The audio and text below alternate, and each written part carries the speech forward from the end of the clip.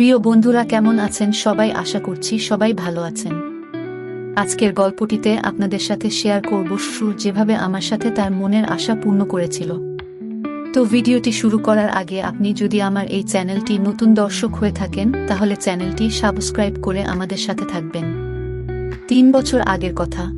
আমার বয়স তখন সবেমাত্র 16।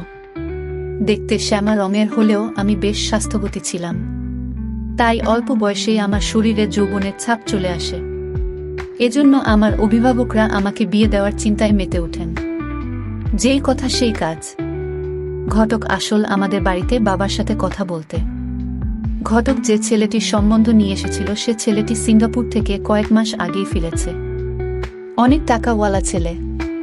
10 বছর সেখানে থেকে এসেছে। ছেলের বয়স একটু বেশি হওয়ায় বাবা প্রথমে একটু অমত হলেও আম্মুর চাপে রাজি হন। এরপর তার সাথে আমার বিয়ে হয়। তারপর শুরু হয় আমার কিশোর বয়সে স্বামীর সাথে সংসার। এভাবে 5 মাস অতিবাহিত হওয়ার পর আমার স্বামী দেশে কোনো ব্যবসাতেই সফলতা পাচ্ছিল না। তখন আবার বিদেশ যাওয়ার সিদ্ধান্ত নিল। তবে বিদেশ যাওয়ার বিষয়ে আমার কোনো সিদ্ধান্ত সে নেয়নি। আমি তাকে দেশেই কিছু করার জন্য বারবার বলি, কিন্তু কে শোনে কার কথা। এক পর্যায়ে সে বিদেশ যাওয়ার সকল প্রস্তুতি সম্পন্ন করে ফেলল এবং চলেও গেল। এরপর শুরু হয় শ্বশুর শাশুড়ির সাথে সংসার করার পালা। শ্বশুর শাশুড়িও আমাকে খুব ভালোবাসতে লাগলো। আমার শাশুড়ি ছিল শারীরিকভাবে কিছুটা অক্ষম, অর্থাৎ উনার এক হাত প্যারালাইসিস রোগে আক্রান্ত হয়ে অক্ষম হয়ে যায় এবং কোনো কাজও তিনি এখন করতে পারেন না। অন্যদিকে আমার শ্বশুর আর একটি বিয়ে করার জন্য ঘটকের সাথে কথা বলাবলি করছিল। এমতাবস্থায় আমার স্বামীকে বিষয়টি জানালে বাবাকে অনেক কিছু বুঝিয়ে শান্ত করেন। এদিকে আমার শ্বশুর প্রায়ই আমার শাশুড়িকে ধমক দিয়ে কথা বলে। আমার শাশুড়ি অনেকটা নীরব হয়ে সহ্য করে। জানি না তাদের মধ্যে আসলে কি চলছে। আমার শাশুড়ি কখনই বাড়ির বাহির হন না। কয়েকদিন পর এক রাতে আমার শ্বশুর শাশুড়ির রুমে অনেক বাকবিতণ্ডা শুনতে পেলাম। দরজা পর্যন্ত এগিয়ে গেলাম। শুনতে পেলাম আমার শাশুড়িকে বলছে, তুমি কয়েকটা দিন আত্মীয়ের বাড়ি থেকে ঘুরে এসো। আমি কালকের মধ্যেই আরেকটি বিয়ে করব। আমি চলে আসলাম আমার ঘরে। পরদিন দেখি আমার শাশুড়ি আত্মীয়ের বাড়ি যাওয়ার প্রস্তুতি নিচ্ছে। আমি বললাম, আম্মা, আপনি কোথায় যাবেন? জবাবে বললেন, আমি তো অনেকদিন যাবৎ কোথাও যাই না, কয়েকটা দিন ঘুরে আসি। তুমি একটু তোমার শ্বশুরের সেবাযত্ন করো। তিনি চলে গেলেন। ওই দিন আমার শ্বশুর বাজার করে এনে বলল, ভালো করে রান্না করো, আজ মজা করে খাবো। আমি রান্না করলাম। খাবারের সময় আমার শ্বশুর আমার দিকে অদ্ভুত দৃষ্টিতে তাকিয়েছিল। আমি না বোঝার ভান করে খাওয়া শেষ করলাম। রাতে অনেক ভাবলাম কেন তিনি আমার দিকে এমনভাবে তাকিয়েছিলেন। কোনো কুল কিনারা পেলাম না। পরের দিন আমি বাথরুমে ঢুকলে বাহিরে পায়ের শব্দ লক্ষ্য করলাম।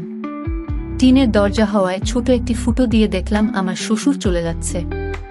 বাথরুম থেকে বেরিয়ে অনেক চিন্তা করলাম, তিনি সেখানে কি করছিলেন।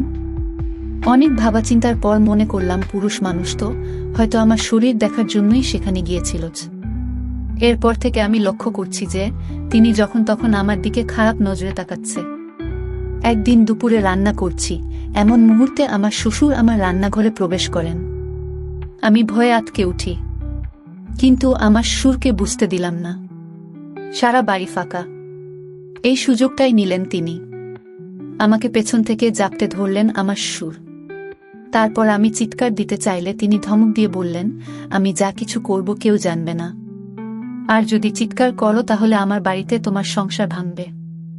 আর তোমার শাশুড়িও এটা করতে মতো দিয়েছে। আর আমরা যদি এটা করি শুধু তোমার শাশুড়ি ছাড়া কেউ কোনোদিন জানতে পারবে না।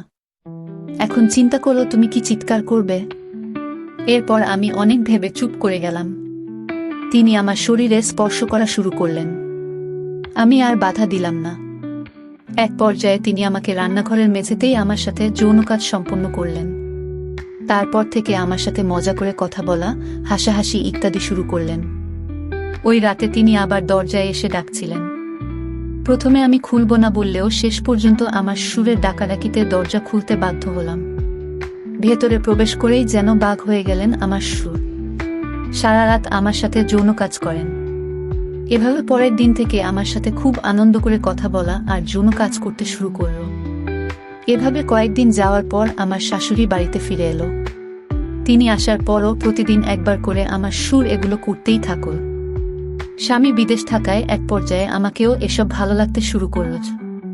একদিন আমার শ্বশুরের সাথে যৌন কাজ করার সময় আমি জিজ্ঞেস করলাম, আম্মা কি এসব জানে? তিনি জবাব দিলেন, তোমার শাশুড়িকে বলেই তো আমি আসলাম। এভাবে 2 বছর অতিবাহিত হলে আমার স্বামী দেশে আসে। দেশে আসায় আমার শ্বশুরের মন ভীষণ খারাপ। কেন খারাপ তা তো আমি ভালো করেই জানি। আমার স্বামী দেশে আসার পর থেকে আমার আর শ্বশুরের কোনো সম্পর্ক হয়নি। একদিন আমার স্বামী বাজারে গেলে আমার ঘরেই আমার শ্বশুর আমাকে জাপটে ধরলে আমি এগুলো আর করব না বলে সাফ জানিয়ে দেই। কিন্তু ওই দিন তিনি একমত জোর করেই আমার সাথে এসব করেন। এখন আমার স্বামী আমার সাথেই থাকে। সুযোগ পেলেই আমার শ্বশুর এসব করার চেষ্টা করেন। আমি এখন খুব ভয়ে ভয়ে প্রতিটি দিন পার করছি। আমি এখন কি করব? কিছুই ভেবে পাচ্ছি না। প্লিজ ভাইয়া, এমন একটা পরামর্শ দিন যাতে আমি আমার শ্বশুরের হাত থেকে মুক্ত হয়ে স্বামীর সাথে সংসার করতে পারি। প্রিয় বন্ধুরা, যারা এখনও এই চ্যানেলটি সাবস্ক্রাইব করেননি তারা আমাদের এই চ্যানেলটি সাবস্ক্রাইব করুন।